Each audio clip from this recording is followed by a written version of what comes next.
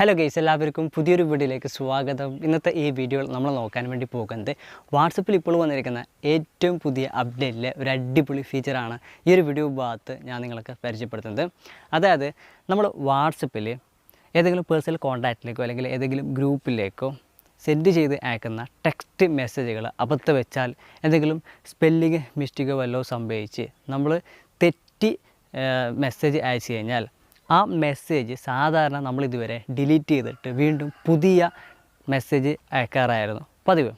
എന്നാൽ വാട്സപ്പിൻ്റെ പുതിയ ഫീച്ചർ ഇപ്പോൾ വന്നതുകൊണ്ട് തന്നെ നമ്മൾ വാട്സപ്പിൽ അയക്കുന്ന മെസ്സേജ് തെറ്റുകയാണെന്നുണ്ടെങ്കിൽ ആ തെറ്റിയ മെസ്സേജ് നമുക്ക് എഡിറ്റ് ചെയ്തിട്ട് വീണ്ടും നമുക്ക് അതേ മെസ്സേജ് തെറ്റി തിരുത്തിയിട്ട് വാട്സപ്പിൽ അയക്കാനായിട്ട് സാധിക്കും.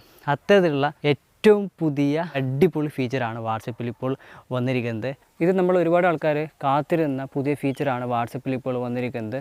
തീർച്ചയായിട്ടും ഇത് നമുക്കെല്ലാവർക്കും ഉപകാരപ്പെടും. അപ്പോൾ വാട്സപ്പിലെ ഈ ഒരു പുതിയ ഫീച്ചർ എങ്ങനെ നമ്മുടെ വാട്സപ്പിൽ ഉപയോഗിക്കാം എന്നുള്ളത് ഈ ഒരു വീഡിയോ അവസാനം വരെ കണ്ട് നമുക്ക് മനസ്സിലാക്കാം. അപ്പോൾ ഈ വീഡിയോ നിങ്ങൾക്ക് ഇഷ്ടപ്പെട്ടാൽ വീഡിയോ ലൈക്ക് ചെയ്യുക. ഈ വീഡിയോ നിങ്ങൾക്ക് ഉപകാരപ്പെട്ട് കഴിഞ്ഞാൽ മറ്റുള്ളവർക്കും കൂടി ഷെയർ ചെയ്യുക. ഇതുപോലെ നിങ്ങൾക്ക് ഉപകാരപ്പെടുന്ന പുതിയ ടെക്നോളജി വീഡിയോസൊക്കെ യൂട്യൂബിൽ പെട്ടെന്ന് ലഭിക്കാൻ നമ്മുടെ ഈ യൂട്യൂബ് ചാനൽ ഇതുവരെ സബ്സ്ക്രൈബ് ചെയ്യാത്ത ആരെങ്കിലും പുതുതായിട്ട് ഈ വീഡിയോ കാണുന്നുണ്ടെങ്കിൽ ഇപ്പോൾ തന്നെ മറക്കാതെ മടിക്കാതെ ഈ വീഡിയോക്ക് താഴെ കാണുന്ന സബ്സ്ക്രൈബ് ബട്ടൺ ക്ലിക്ക് ചെയ്തിട്ട് നമ്മുടെ ഈ യൂട്യൂബ് ചാനൽ സബ്സ്ക്രൈബ് ചെയ്ത് വെക്കുക. എങ്കിൽ ഞാൻ അപ്ലോഡ് ചെയ്യുന്ന പുതിയ വീഡിയോസൊക്കെ യൂട്യൂബിൽ നിങ്ങൾക്ക് പെട്ടെന്ന് തന്നെ ലഭിക്കുന്നതാണ്. ഓക്കെ ഫ്രണ്ട്സ്, നമുക്ക് ഇന്നത്തെ ഈ വീഡിയോയിലേക്ക് പോകാം.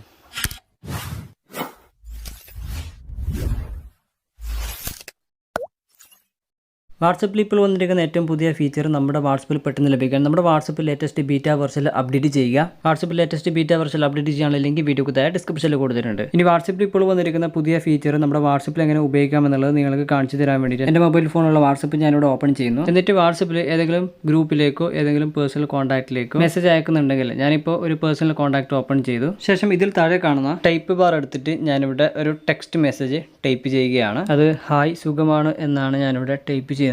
അതിൽ അവസാനം ഞാൻ തെറ്റിയിട്ട് കുറച്ച് ടെക്സ്റ്റ് ആഡ് ചെയ്യുന്നു. അങ്ങനെ ഞാനിവിടെ മെസ്സേജ് ടൈപ്പ് ചെയ്ത് സൈഡിൽ കാണുന്ന സെൻഡ് ബട്ടണിൽ ക്ലിക്ക് ചെയ്തിട്ട് ആ ഒരു മെസ്സേജ് വാട്സപ്പിൽ സെൻഡ് ചെയ്ത് അയച്ചു. അന്നേരം ആ ഒരു മെസ്സേജ് ഇവിടെ 2 ഡബിൾ ബ്ലൂ ടിക്ക് വീണിട്ടുണ്ട്. അതായത് ആ ഒരു മെസ്സേജ് അവിടെ റിസീവ് ആയിട്ട് അവർ കണ്ടു. ഇവിടെ ഒരു മെസ്സേജ് അവർ കണ്ടാലും കണ്ടില്ലെങ്കിലും നമ്മളിങ്ങനെ വാട്സപ്പിൽ തെറ്റി മെസ്സേജ് അയച്ചു കഴിഞ്ഞാൽ ആ മെസ്സേജിലേക്ക് ഇതേപോലെ ലോങ് പ്രസ് ചെയ്യുക. അപ്പോൾ മുകളിൽ 3 മോർ ഓപ്ഷൻ വരും, അതിൽ ക്ലിക്ക് ചെയ്യുക. അന്നേരം അതിൽ എഡിറ്റ് എന്ന പുതിയ ഓപ്ഷൻ വരും, അതിൽ ക്ലിക്ക് ചെയ്യുക. ഇതാണ് വാട്സപ്പിൽ ഇപ്പോൾ വന്നിരിക്കുന്ന പുതിയ ഫീച്ചർ.